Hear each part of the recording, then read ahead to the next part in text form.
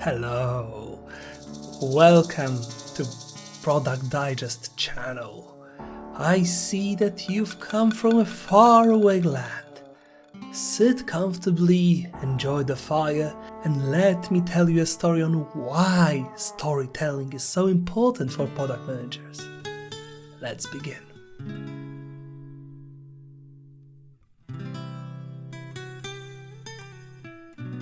Hello, I'm Dr. Bart and I'll be your product management teacher. Today, I'll be telling you a story of storytelling for product managers. What does it really mean? Why is it effective? And how to become a good storyteller. So, what is storytelling for product managers? This is basically a way of communicating where you don't use bullet points, you do not use raw information. Instead, you are always focusing on having some kind of actors in what you say, giving the context, at least a shallow one, and making it all stick together with the background of your product. This way, it's far easier for your audience to understand what you're trying to say.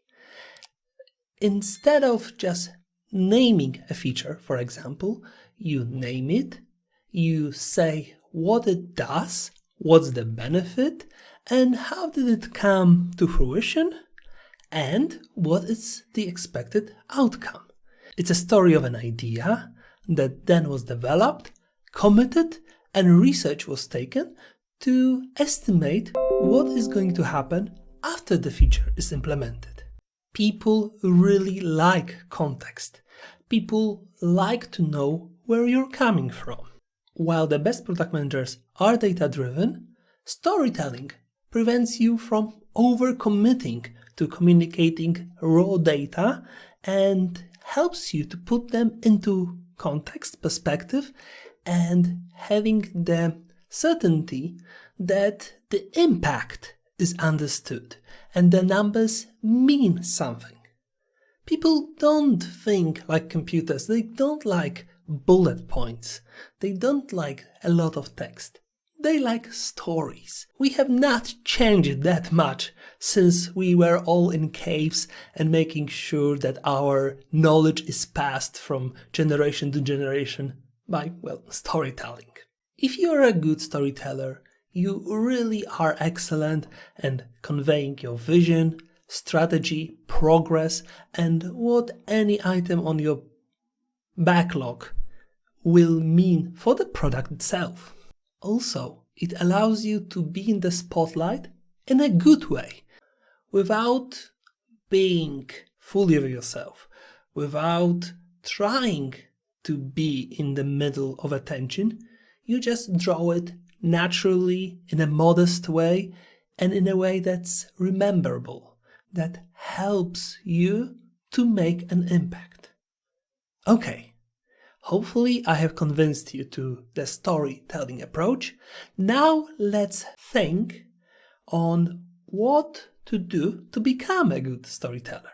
First and foremost, make sure you understand the topic you're talking about. This is like the most important thing. If you understand what you want to say, then it will be easier to put into words, to make interesting and intelligent analogies and metaphors and provide the context, because it will make sense to you and you'll be able to use few words to do that. If you are talking and talking and talking and it sounds like you're trying to convince yourself it makes sense, that's not good storytelling. A good story is a short story, but it's still a meaningful story. If you're a storyteller, then imagine yourself in that cave in front of bonfire, and you only need to remember the keynotes and key data that you need to convey. You don't need to have a speech that you've practiced all the time for ages. Instead, you have to improvise and be sure that you deliver what's important and fill in the blanks as a good storyteller. When I'm recording those classes, I do not have a script. I have keynotes. I have important information that I need to deliver, and I improvise everything in between. That's why you sometimes probably see me looking down to the computer to make sure what's the next point I should convey. And those are the times where I do it too early and have no opportunity to cut it off. Final piece of advice I want to convey about storytelling is that those stories work wonderful if you put people you know or people that are in the room as actors of your story. Imagine Peter, who can't find his way home, and he uses a feature in our app that allows him to find his position and navigate towards home. As a pitch for Google Maps, when Peter is the important manager in the room. That also has an added benefit of everyone paying more attention, and especially Peter, who's in the middle of it suddenly. Everyone then will look at Peter for a while, and you will re-spark the focus because something familiar will happen in the story. It is really effective, I assure you. So, every great story has a beginning, the middle, and an end. And sadly, this is the end of this story. But I have many more stories to tell in this channel, so please like and subscribe.